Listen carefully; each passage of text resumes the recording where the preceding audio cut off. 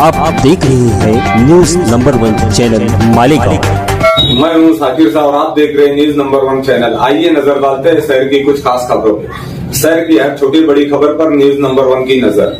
पिछले दिनों नितेश राणे जो वक्तन फवक्तन मालेगांव को बदनाम करने की कोशिश करते हैं, उन्होंने एक ऐसा बयान दिया जिसका कोई सर पैर ही नहीं था। बिजली चोरी के मामले में कोलकाता कंपनी के सीईओ ने जो बयान दिया वो बिल्कुल बेबुनियाद था, मगर उस बयान का सहारा लेकर उन्होंने ये कहा कि मालेगांव शहर में जो बिजली चोरी हो रही है, उस चोरी से जो पैसा बचाया जा रहा है वो जिहादियों को ट्रेन करने के लिए इस्तेमाल किया जाता है, और उसकी अलग अलग मिसालें दी जो कि बिल्कुल बेबुनियाद बात है।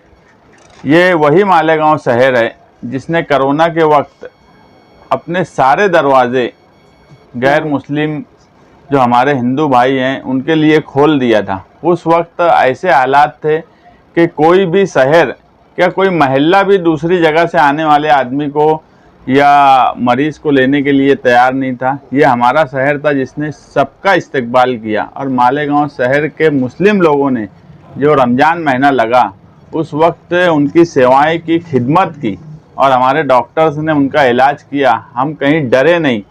तो ऐसा शहर हमारा जो आज़ादी के वक्त से ब्रिटिश गवर्नमेंट से लड़ता रहा, जब कोई मुसीबत आती है आसपास तो हमारा शहर सबसे पहले खड़ा होता है। ऐसे शहर की बदनामी यानी जो नितेश राणे ने की, हमने उसकी कंप्लेन के लिए सिटी पुलिस स्टेशन में एक अरीजा दिया था, मगर कंप्लेन हुई नहीं।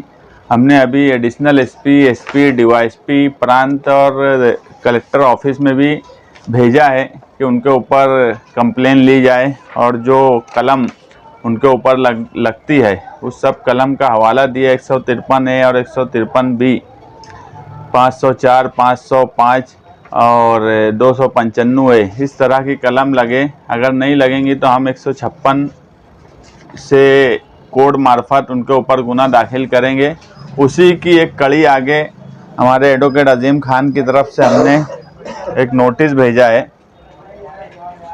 नितेश नारायण राणे को उनके एड्रेस पर, और वो डिफेमेशन का नोटिस है कि वो जो बयान दिए हैं उसके लिए माफ़ी मांगे, और न्यूज़ चैनल पर आकर या मालेगांव के यूट्यूब चैनल को बुलाकर कि उन्होंने जो बयान दिया वो गलत है और जिससे बदनामी हुई है उसके लिए माफ़ी मांगे। अगर 8 दिनों में उन्होंने इस पर माफ़ी नहीं मांगी तो फिर कानूनी तौर पे हम एक डिफेमेशन का भी केस दाखिल करेंगे, और उनको मालेगांव कोर्ट में आकर जवाब देना पड़ेगा कि इस तरह का बार बार मालेगांव शहर को बदनाम करना, ख़ास तौर से ऐसा शहर जो 80% मुस्लिम पॉपुलेशन का है, पावर लूम का मरकज़ है, जहां पर हमेशा कोई ना कोई इस तरह का कामकाज होता है जिससे मुल्क में कौमी यकजहती होती है। मैं एक मिसाल दिया कोरोना की, ऐसी कई मिसालें मिलेंगी कि ये मालेगांव शहर हिम्मत वालों का और दिलेर लोगों का शहर है।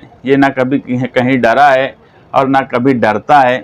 मैं एडवोकेट अजीम खान, एडवोकेट तौसीफ और हमारे दूसरे जो उनके साथ में काम करने वाले लोग हैं जो इसमें हमारी मदद कर रहे हैं, मैं सभी का शुक्रिया अदा करता हूं कि वो ऐसे नालायक आदमी जो बार बार मालेगांव शहर की बदनामी कर रहा हो, ये डिफेमेशन के शान हिंद निहाल अहमद की तरफ से दाखिल किया जा रहा है। मगर मैं ऐसा मानता हूं कि मालेगांव शहर की 10 लाख की पॉपुलेशन, हिंदू मुस्लिम मिलाकर, ये सबकी तरफ से ये केस है, क्योंकि ये पूरे शहर के हर फर्द की बदनामी करने की कोशिश की गई, मालेगांव शहर की बदनामी करने की कोशिश की गई।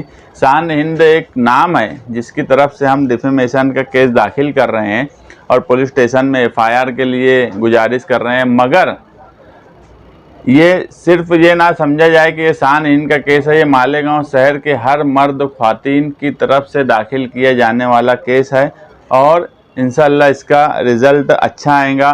मैंने एडवोकेट अजीम खान से भी बात की, उन्होंने कहा कि हमारा केस मजबूत है।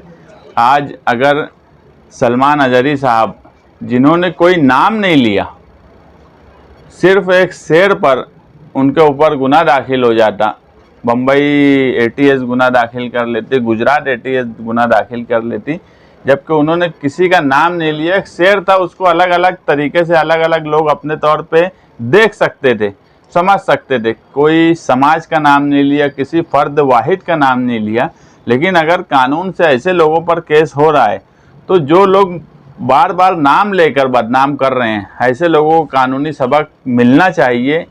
यही हमारा मंशा है कि कानून का इस्तेमाल हमेशा जो कानून के खिलाफ बात करते हैं उनके खिलाफ होना चाहिए, ना कि जो कानून को मानते हैं, कानून को जानते हैं, उनके खिलाफ ना हो। इसकी हमारी कोशिश हमेशा रहेगी। और ये केस इंशाअल्लाह मालेगांव शहर की जो बदनामी कर रहे हैं उनको मुंह तोड़ अजीम जवाब खान के देंगे। जरिए आमदार नितेश राणे भारतीय जनता पार्टी के जो आमदार हैं उनको आज एक नोटिस रवाना की गई। 31 जनवरी को नितेश राणे ने मुंबई में प्रेस कॉन्फ्रेंस लेकर मालेगांव शहर को मिनी पाकिस्तान कहा और 319 करोड़ रुपए की जो बिजली चोरी होती है बोले, और ये बिजली जो चुरा कर जो पैसा जमा होता है तो मालेगांव शहर वासी अतिरेगी है और इसका पैसा जिहाद में खर्चा करते हैं। इस तरीके का बदनामी मालेगांव शहर के मुसलमानों की करने का काम नितेश राणे ने किया है। और ये पहली मर्तबा नहीं है, ये इससे पहले भी लौ जिहाद, लैंड जिहाद और मालेगांव का जमीनी किले के ऊपर भी अतिक्रमण के नाम पर मालेगांव को बदनाम करना और मुसलमानों के खिलाफ में जहर उगलने का काम इससे पहले भी हुआ। मालेगांव शहर की आवाम से एडवोकेट अजीम खान के जरिए जो हमने नोटिस रवाना की है, हमारा मुतालबा है कि नितेश राणे ने मालेगांव शहर वासियों से, मालेगांव शहर के हिंदू मुसलमानों से माफ़ी मांगना चाहिए। अगर 7 दिन के अंदर उन्होंने माफ़ी नहीं मांगी तो अजीम खान के जरिए, एडवोकेट साहब के जरिए हम मालेगांव कोर्ट के अंदर फौजदारी मुकदमा दर्ज करवाकर उनको मालेगांव लाएंगे और जेल के अंदर भेजने का काम करेंगे। ये मालेगांव शहर है, मालेगांव शहर का इतिहास है कि हिंदू मुस्लिम साथ में रहते हैं। एक भी गुनाह दाखिल नहीं हुआ कि यहाँ पाकिस्तानी रहते हैं, सच्चे मुसलमान और सच्चे हिंदुस्तानी रहते हैं। इसके लिए नितेश राणे ने माफ़ी मांगना चाहिए, ये मुतालबा आज हमने किया। आपको ऐसा लगता है कि मालेगांव शहर के पालक मंत्री, राज्य के कैबिनेट मिनिस्टर है, कृषि मंत्री रहे, बड़े पद पर, जब उन पर आरोप लगा तो पूरे मालेगांव कर बोलकर संजय राउत पर गुना दाखिल हो गया, सुषमा अंधारे पर गुना दाखिल हो गया, लेकिन नितेश राणे की बात आई तो वो खामोश बैठे। आप कैसे देखते हैं इसको? असल में ये सियासी स्टैंड है। पार्लियामेंट का इलेक्शन आ रहा है, उसके बाद असेंबली का आएगा और भारतीय जनता पार्टी और आज की सरकार जो शिंदे साहब की है, उनकी पार्टी, ये वो समझ चुके हैं कि हमारी ज़मीन खसक चुकी है, अब ये सरकार में दोबारा नहीं आ सकते। इसके लिए मालेगांव को टारगेट करके इस तरीके का हथकंडा इस्तेमाल किया जा रहा है, नंबर 1। नंबर 2, मैंने इससे पहले भी कहा कि हमारे डिस्ट्रिक्ट के पालक मंत्री महोदय दादा भूसे साहब और लोकल आमदार को असेंबली के अंदर इनसे सवाल करना चाहिए और माफ़ी मंगवाना चाहिए, लेकिन ये काम नहीं करेंगे क्योंकि तेरी भी चूक और मेरी भी चूक, ये मिली भगत से सब काम चल रहा है। ये देखिए, मालेगांव के माजी आमदार आसिफ शेख साहब जो है और माजी आमदार मोहम्मद शेख रशीद साहब के फर्जन है, उनके जानिब से हमने नितेश राणे जी को नोटिस दिए। नोटिस देने की वजह ये है कि हाल ही में नितेश राणे का दौरा मालेगांव में हुआ था और उसके बाद में उन्होंने ZTV पे और कॉन्फ्रेंस लेके, वीडियो कॉन्फ्रेंसिंग में सोशल मीडिया पे ऐसा तासुर दिए कि मालेगांव में जो MSCB में चोरी हुई 300 करोड़ की, ये पूरी चोरी जो है ये मालेगांव के मुसलमान लोगों ने की है जो रहते हैं सट्टे लेने में। और ये 300 करोड़ रुपए की जो चोरी हुई उसका इस्तेमाल वो जिहादी बोल के है और मालेगांव को मिनी पाकिस्तान का, और मालेगांव के लोग जो है ये सब हिंदुओं को काटना चाहते हैं। गौ संरक्षण के बारे में भी उन्होंने कहा कि उन लोगों पे हमले करते हैं, जबकि मालेगांव में ऐसा कोई हमला नहीं हुआ है, उल्टा उन लोग हमला करते हैं। लेकिन मालेगांव में चूँकि मुस्लिम आबादी है, पूरे बिरादरी के जो जानवर जो जुबा करने के लिए बाज़ाब्ता लाइसेंस शुदा है, जिससे कारपोरेशन लाइसेंस देती है, और जो कानूनी तरीके से आए जाते हैं वो भी इन्हों जब्त करते हैं और झूठ बोलते हैं कि जुबा करने के लिए। ज़ाहिर है इस ताल्लुक से मालेगांव के एमएलए होने की वजह से, यहाँ के शहरी होने की वजह से आसिफ साहब ने कई बार पुलिस के खिलाफ बोली है और हमेशा बोलती है। ये मामला इतना संगीन है कि सूरत में एक आलिम ने सिर्फ जज्बात में कहा कि भाई ये कुत्ते लोग हैं बोल के, तो उसके ऊपर ATS अरेस्ट करती है और 3 दिन वो करती वहाँ हरकत ली जाती है। और मालेगांव में अलग ऐलान जो मीडिया के ऊपर आया है, पूरी दुनिया ने देखी है, पूरे महाराष्ट्र ने देखा है, पूरे भारत ने देखा है। तो मालेगांव के आवाम की बदनामी हुई है, उनके जज्बात को ठेस पहुँची है। मालेगांव में कोई भी पाकिस्तानी नहीं, आज तक ऐसी केस नहीं है कि फला आदमी पाकिस्तानी है या बांग्लादेशी और ये छुपा हुआ है। आज़ादी के पहले से मालेगांव में लोग हैं, बल्कि यूपी बिहार से जो आए हुए हैं साल से मालेगांव में बसे हुए हैं।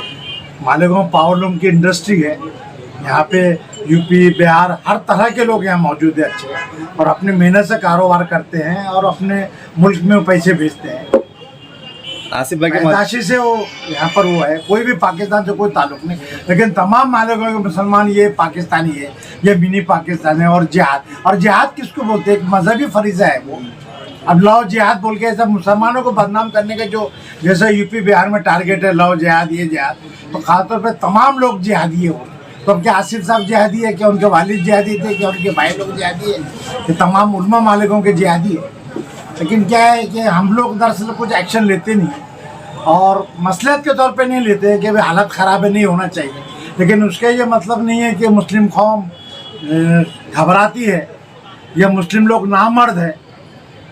मसलतन हम खामोश रहते हैं, उसका ये मतलब नहीं। इससे पहले भी आसिफ साहब ने शिकायत किए थे, हमेशा से तवेरा रहा हमारे वहाँ के ये गढ़ के ऊपर जो लोग जाते हैं तो उनको शरबत पानी पिलाया जाता है।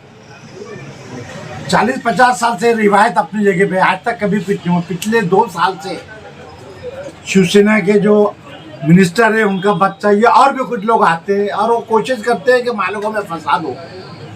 पिछले दफ़ा भी ऐसी हुआ कि बिना वजह पथराव किया गया, मुसलमानों की दुकानों को लूटा गया, तब भी मसलतन कुछ नहीं किए, पुलिस ने कोई हरकत नहीं ली।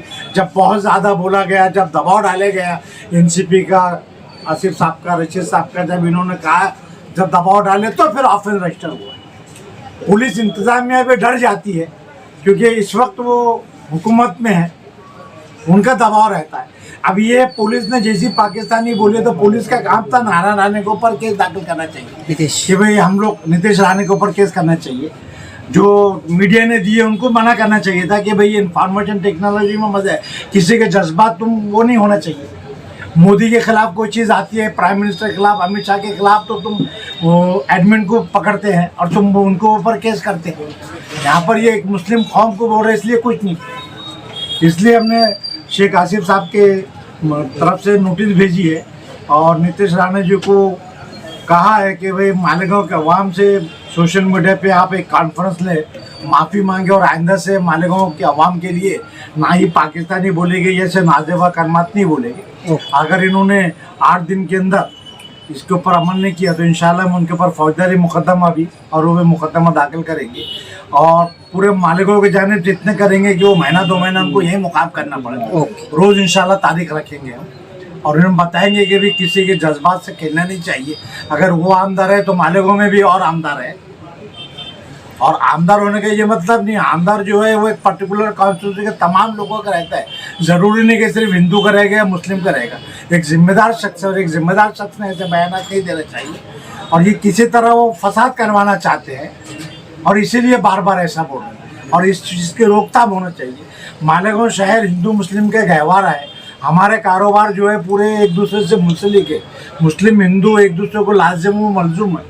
और यहाँ पिछले 15 साल से माशाल्लाह कोई भी छोटा भी वाक़या नहीं हुआ जिसमें कोई मजहबी तनाव आया या हिंदू मुस्लिम में फसाद हुआ है। लेकिन ये तफरका या करोड़ों रुपये का व्यापार हमारे लोग जो है हिंदू भाइयों से करते हैं और एक चिट्ठी के ऊपर काम चलता है। तो इत्तेमाद को ठेस पहुँचाने के लिए और फसाद करवाने के लिए कह रहे हैं, इसलिए उसकी रोकथाम के लिए हमने उन्हें नोटिस दी है और उनसे माफ़ी मांगा है। अगर वो एक्शन लिए तो ठीक, वरना हम जो कानूनी कार्रवाई हो सकती है इंशाल्लाह पूरी करेंगे। इस वीडियो को लाइक करें, हमारे चैनल को सब्सक्राइब कर बेल आइकन जरूर प्रेस करें।